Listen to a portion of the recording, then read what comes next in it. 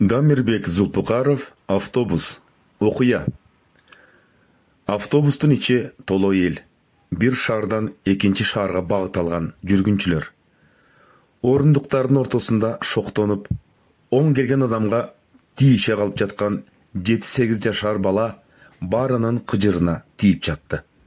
Ансыз да узак бузулган жолдо эскилиги жетип май жыттанган автобуста көөнү бузулуп келе жаткан жүргүнчүлөр баланын апасына аны тыйып коюуну суранышты.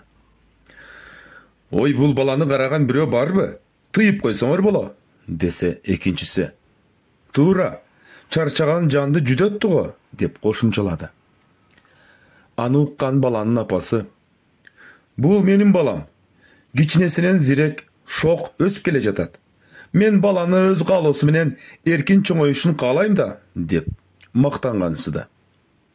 Мунун баарын байкап бирок гезит окуп келаткан 30-35 жаштар чамасындагы кара тору олбурлуу келген, бир аз жүдөп калган сүрдүү жигит баланын апасынын алдына шашпай басып келди. «Бул сиздин уулуңузбу?» «Ооба, кичинесинен зирек, шок өсүп келе жатат. Мен баланы өз каалоосу менен эркин чоңоюшун каалайм да. Чоңойсо өз жолун оңой табат», деп жооп берди аял. Аңгыча кара тору олбурлуу жигит оозундагы чайнап келаткан сагызын алып аялдын бешенесине жабыштырып салды. Айгайлаган аял жигиттин жакасына асылып уруш чыгармак болгондо, жигит аялды эки мүрүсүнөн басып отургузуп мындай деди: «Мен да ушул балаңызга окшоп шок болдум. Эркин өстүм. Каалагандай жүрдүм. Азыр мен 12 жылдык жазамды өтөп, темир тор артында тарбия калып, жаштыгымды ошол жака таштап үйгө баратам», деп бурулуп орундугуна отуруп калды.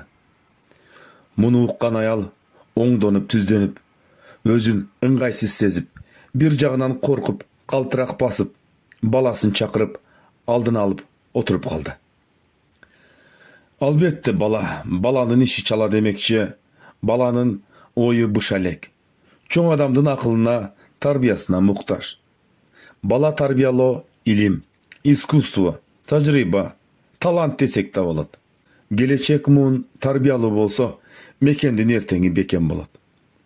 Бала тарбиялоодо коомго пайдасы тийбесе да, зыяны тийбей тургандай тарбиялоо ар бир ата эненин милдети, ата энелик парзы. Биз ойлошубуз мүмкүн, коомго зыяным тийген жок деп. Балким мамлекетке зыян берип аткандырбыз, же тескерисинче мамлекетке зыяным жок деп ойлойбуз. Балким коомго же кошунага зыян берип койгондурбуз.